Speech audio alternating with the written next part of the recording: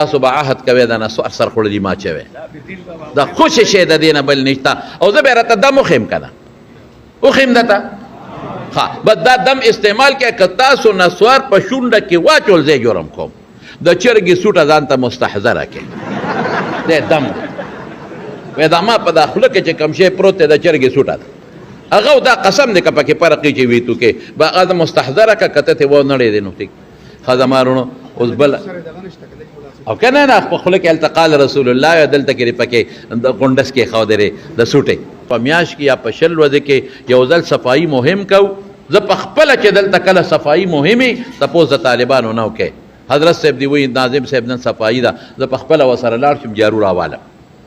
نو زه ورسره خپله جاروګانې ووامه نو طالبان لګیا شي نو مړه نور پکې سي خو د نسوارو دا غونډس کې سر خوړلی چې دا تاسو څه په مصیبت اړېدلی یې چې دا نسوار او نسوار او نسوار او دا پوستکي مستکي دنیا راشي او د هغې ویډیوګانې فوټوانو په نیټ باندې او د دارالعلوم حقاني بلډینګ ته وګوره څونه اعلی او د دارالعلوم حقاني چمن ته وګوره د دارالعلوم حقاني ګلونو ته وګوره جومات په خدای زمونږ پې سترګې اوچتېږي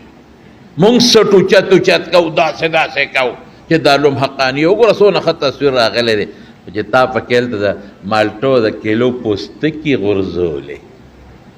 هندوانې دې خوړلې او د هغې پوستکي دې پکې غورځولې او بوتل یې اوس کې د پیپسي او د کوکاکولا او هغه بوتل یې پکې غورځولې وي ماشاءالله او بیا د خولې نم مبارک او اعلی نسوار شریفو هم پکې ګیډې غورځولې وي څومره خوند کوي دا پوستکي څونه خشته لګي دا پوستکي چې پکې تاسو غورځولي دې ځان له رونق پیدا که دې د کوکاکولا بوتلو پکې ځان له رونق پیدا که ای د خدای بندگانو طالبان طهور شطر الایمان تاسو خو پوره کتاب الطهارت وې نو د مدرسې به پوره خیال ساتئ د صفایۍ او دوی خو یې درته په نرمۍ وایي دا خو ډېر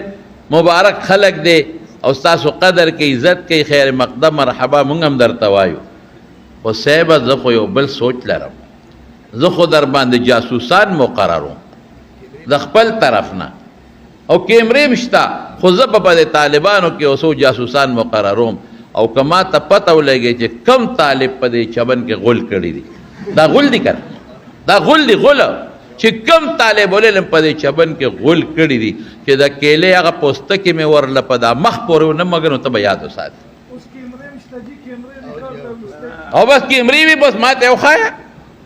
ما ته وښایه دا کونټۍ ما هم دیله ساتلې ده دغې خلکو له چې دا څوک د مدرسې حسن خرابوي چې څوک دا جنت ماحول راته ګنده کوي دا خو جنت دی دا خو دوزخ نه دی دا خو ستاسو خوشحالي ده ستاسو عزت دی په خدای ستا پلار به راځي ستا تره به راځي ستا استاد به راځي چې مدرسې ته وګوري او په دې خرچه څونه شوې ده په دې جومات څونه خرچه شوې ده راشه تپوس خو تاسو کې کورونه روپۍ پې لګېدلي نو تاسو ټولو طالب علمانو ته زه په سوچو الفاظ وایم زما رونه یې زما بچي یې مشران خپلو بچو ته سخته خبره کوي او مشران د خپلو بچو اصلاح کوي او زمونږ در باندې د مور او پلار نه زیات حق دی صفا درته وایم مور او پلار ستا حافظ ابن حجر رحمت الله علیه دا لا ترفعوا اصواتکم فوق صوت دا وقضى ربک الا تعبدوا الا اياه وبالوالدين احسانا لاندې لیکلي دی وګورئ تاسو هغه وایي چې د مور او پلار نه زیات حق د استاد دی عجیبه خبره کړې او دلیل څه وایي وایي مور او پلار د بچي جسمانی تربیت کوي استاد روحاني کوي او روح قیمتي دی په نسبت د جسم روح اعلی دی په نسبت د جسم جسم تابوت دی چې روح پکې نه مړی وته وایي چې روح پکې دی ایسی ته ناستي چې روح پکې دی نو بالغ ته ډډوالي چې روح پکې وي نو باباجي او کاکاجي ورته ویل کېږي چې روح پکې وي بالغ ورته اچولی کېږي چې روح پکې وي خلک یې په سر ګرځوي او چې روح دی وباسې مړی جنازه وباسې شابې بیا 15 منټه په کور کې نه پرېږدي اصل روح دی روح د روح تربیت د استاذ کوي د جسم تربیت مور او پلار کوي د استادانو به قدر کوي ګوبرا د استادانو به قدر کوي احترام به کوي او دا مدرسه ده د خلکو په چندو باندې چلیږي او دا اسباب دا